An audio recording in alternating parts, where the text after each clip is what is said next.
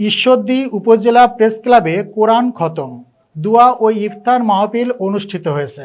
গতকাল বাদ জোহর প্রথম পর্বে প্রেস ক্লাব সম্মেলন কক্ষে মাদ্রাসার শিক্ষার্থীদের দিয়ে কোরআন খতম শেষে বিশেষ দোয়া অনুষ্ঠানের আয়োজন করা হয়।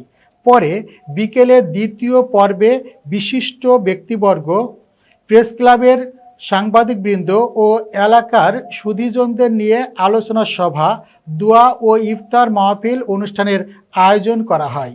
প্রতিনিধি সিয়াম আক্তার সাজিদ জানান, এইসব অনুষ্ঠানে প্রধান অতিথি হিসেবে অর্থ মন্ত্রণালয়ের সিনিয়র সহকারী সচিব আরিফুল ইসলাম রাসেল এবং বিশেষ অতিথি হিসেবে সহকারী কমিশনার ভূমি আসাদুজ্জামান সরকার, পুলিশ পরিদর্শক আফজাল হোসেন, নিরাপত্তা বাহিনীর পরিদর্শক সিদ্দিকুর রহমান, উপজেলা পরিষদ জামে মসজিদের ইমাম হাফিজুল ইসলাম, রেলগেট জামে মসজিদের ইমাম মোহাম্মদ শাহজালাল ও আলহাজ হিমাগার মসজিদের ইমাম মাওলানা হাফেজ আব্দুল হাই অংশ নেন।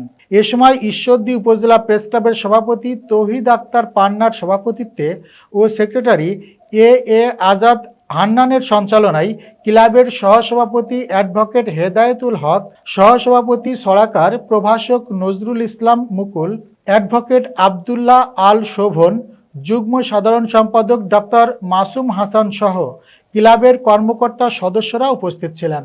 দোয়া ও ইফতার মাহফিলে সাংবাদিকদের পিতামাতা, আত্মীয় স্বজন সহ মুসলিম জাহানের সকল প্রয়াত ব্যক্তির আত্মার মাগফিরাত এবং বাংলাদেশের সার্বিক মঙ্গল কামনা করা হয়।